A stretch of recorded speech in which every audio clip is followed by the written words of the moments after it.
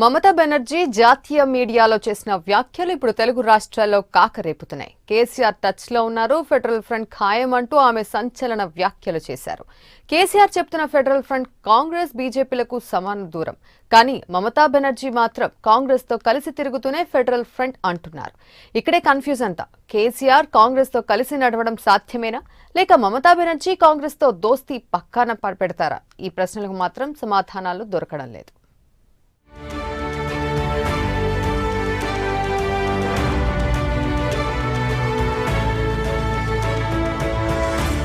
జాతీయ స్థాయిలో రాజకీయాలు మారుతున్నాయా? మమతా బెనర్జీకి కేసీఆర్ టచ్ లో ఉన్నారా?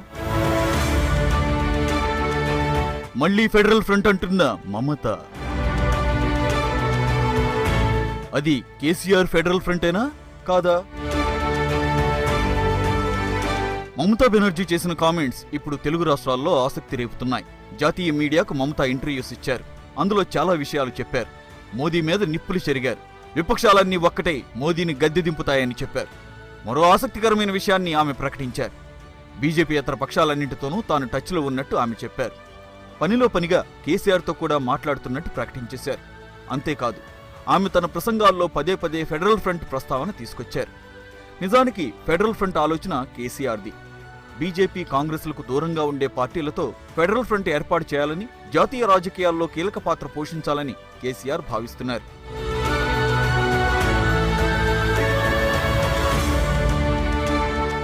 మమతా బెనర్జీ ఫెడరల్ ఫ్రంట్ అన్న పదాన్ని తేలిగ్గా చెప్పేస్తున్నారు.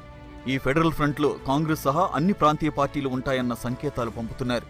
కాంగ్రెస్ ఉన్న చోట కేసీఆర్ ఉండటం కష్టమే. ఎందుకంటే తెలంగాణలో టీఆర్ఎస్కి ప్రధాన పోటీ కాంగ్రెస్ పార్టీయే. కానీ మమత మాత్రం కాంగ్రెస్తో కూడిన కూటమికే కేసీఆర్ మద్దతిస్తారంటూ ప్రకటించేశారు.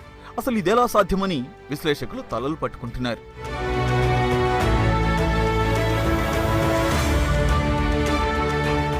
బెంగాల్లో 42 ఎంపీ సీట్లున్నాయి.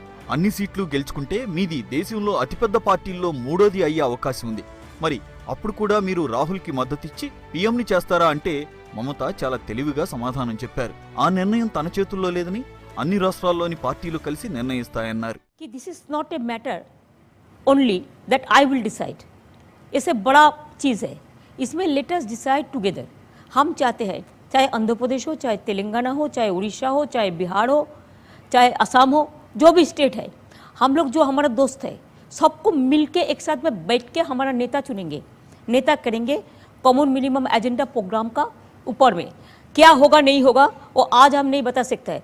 लेकिन अब जो कहा है किसी को प्रधानमंत्री बनाने के लिए, आई एम नोबडी टू से right now about this, and I am nobody to say the comments about any particular person because हम कलेक्टिव लीडरशिप को विश्वास करते हैं. మమతా బెనర్జీ కాంగ్రెస్ తో కూడిన కూటమి గురించి మాట్లాడుతూ కేసీఆర్ కూడా మాతోనే ఉన్నారని ప్రకటించారు. కేసీఆర్ నిజంగానే కాంగ్రెస్ తో కూడిన ఫెడరల్ ఫ్రంట్ వైపు మొగ్గు చూపుతున్నారా, లేక మమతా ఫ్లోలో ఆ మాట అనేశారా అనేదే ఇప్పుడు ఆసక్తిని రేకెత్తిస్తోంది.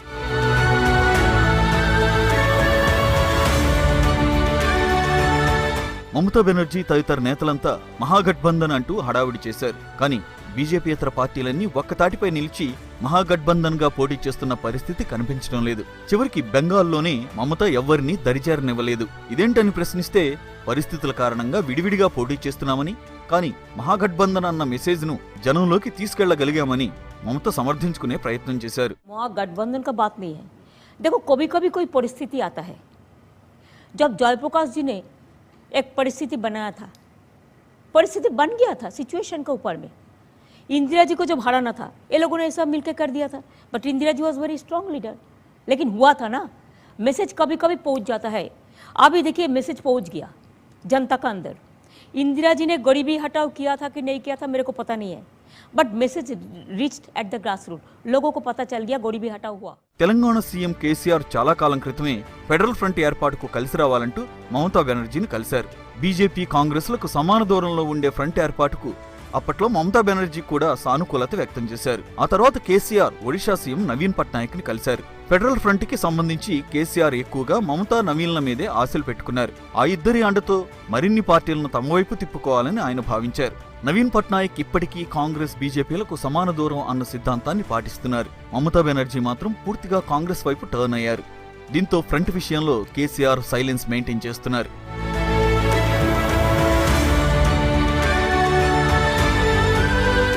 తాజాగా మమతా బెనర్జీ వ్యాఖ్యలతో ఇప్పుడు మరోసారి ఫెడరల్ ఫ్రంట్ వ్యవహారం తెర మీదకొచ్చింది. దీని మీద కేసీఆర్ ఎలా స్పందిస్తారా అని అంతా ఆసక్తిగా ఎదురుచూస్తున్నారు.